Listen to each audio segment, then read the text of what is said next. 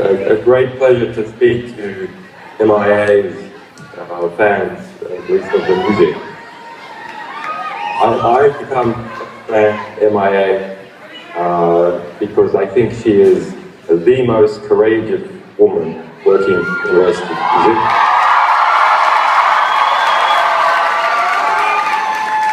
Without exception. I only wish there was an exception, but as this evening shows tonight, she's a really very special person.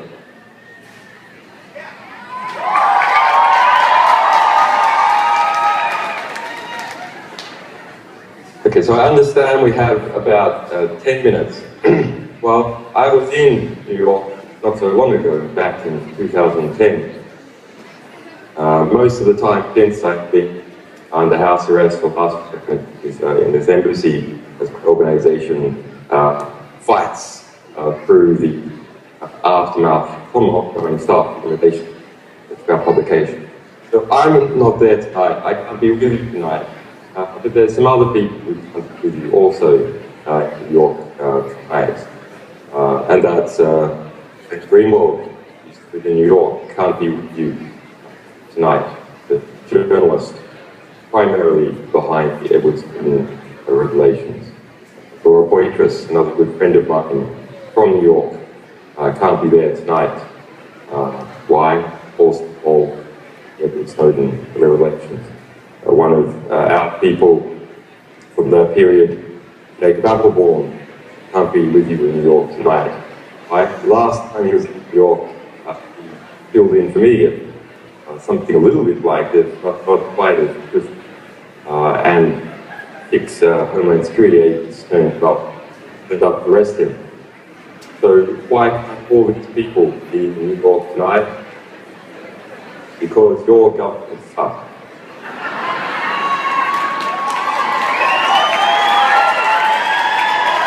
Your government means that American journalists that are actually trying to do something really pretty significant, namely stop the United States and other countries along with it, turn into, yes, military dictatorship, slowly, inevitably, inexorably turn into a dictatorship. Well, they're in exile now. They've been pushed off to the four corners of the earth, into Rio, into Berlin, or a point to me here, the Ecuadorian embassy in London, Edward Snowden in Moscow, Sarah Harrison, one of our people here from the UK, also pushed off into exile in Moscow. So you might think to yourself, well, what does that mean to me? It seems the only thing it means to me is, by God, you better be careful at trying to counteract pretty nasty tendencies that are developing in Western democracy. Because, you know, sooner or later, you're going to get it in the neck, and you might be lucky if you run to the four corners of the earth to escape. But I want to tell you, it's not quite like that, it's quite interesting. We all live our lives once, and how we live our lives becomes an expression of ourselves and develops our character. It's not a matter of doing great things, not these people, but really trying and working out what your own strength is to try to acquire. M.I.A. has been doing that for at least, quickly for at least 10 years now, I think, and it's worked well for us. These other people involved in the trial that I've mentioned, well, we're in a bit of a battle, but it's a very fun battle. It does mean anything to leave the country for a little while if you get to the level that they're working at, but otherwise it doesn't. So a lot of fear has been put about, even as a result of these revelations that we've spoken of. Some of that is realistic. M.I.A. saying back in 2010, a very prescient song, the message that the Google is that the iPhone is connected, as we just said, it's connected to Google, it's connected to government. Well, it turns out she was right. We've all got these damn things. In fact, I can see them here on the screen, some of the light. You all have these things right next to you, on your body, physically coupled to you. What does it mean to be so close coupled to that? Well, it means that you're becoming jacked in to the informational system of our developed civilization. So which way is it developing? All these things are reporting back your movements, your communications with your friends, etc., because these big corporations and institutions in Washington being corrupted by a certain inability to see themselves as part of this civilization wherein realize a separate type of civilization. In effect, the civilization that we have all been developing together, this new internet civilization, where we're communicated our values to each other, and we've learned what we like, don't like in the world, what is the right way to be and to not be. They want to separate themselves away from this into an untouchable place, and at the same time occupy cyberspace, occupy the space that we've developed together. That is a military occupation of cyberspace.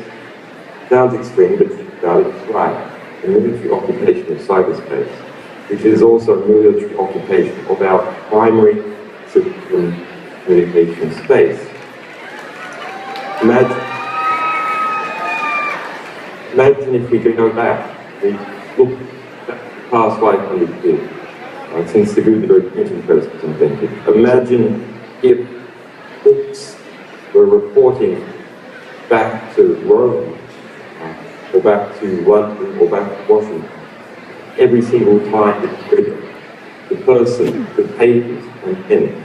Imagine what kind of world we would live if books recorded on the readers.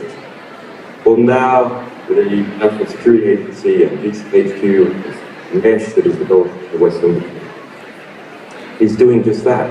Every web page you read, every SMS you send, with intimate communication with Facebook, with friends, these are all being reported back to that interconnected power network, which thinks itself above all past. So I want you to pause for a moment and take that understanding very seriously about, well, how could the world develop in the past 500 years if books did that? And then imagine it would not be books, but letters, and even your pen, and the whispers that you had to your closest neighbours, if all of those reported themselves back to Rome, how would the world have thought and gone? We've got to stop that, and we can stop that. We are stopping that, and the fact that communication even now is possible is a reflection of how we can stop that. Back in 2010, the Pentagon said, let's destroy everything we have, destroy everything we were going to publish. And yet it lost. We didn't destroy a single thing that we published. We didn't destroy a single thing that we were going to publish. We fought hard. What they defined as battle, they lost. Similarly with Edward Snowden in Hong Kong. When he got to Hong Kong, there was a worldwide manhunt only 4 months ago. Our people went in, they extracted him from Hong Kong and got him asylum. The greatest intelligent manhunt that has ever existed. Why in both these cases did these groups who want to see themselves as above us, part of a different world, why were they unable to succeed? Because they're stupid, they're ill-motivated, they don't really care. They don't even believe in this stuff themselves. And so when you really care, and you are really motivated, and when you believe in fighting the good fight, well, you fight hard, you fight to win, and you dream of your next move, and you see others who you can stand with in solidarity. And that's why a small organisation where we're able to defeat all this. But it's not just us, there's a lot of people standing in solidarity with us. And I want to say to you something that I've said to some people a long time ago in Malaysia. Well, it's not widely reported. You are all in the process of picking where you can exist in society. And I'm not saying you should avoid working for Google, or you should avoid working for government, you should avoid the CIA or the National Security Agency or its equivalents in other states. What I'm telling you now is to take understanding that we have developed, all of us, together on the internet, about how the world should work, how rights should be. And I want you to go into those organizations. Get into those organizations. Get into the ballpark and get the ball and bring it out and show the ball.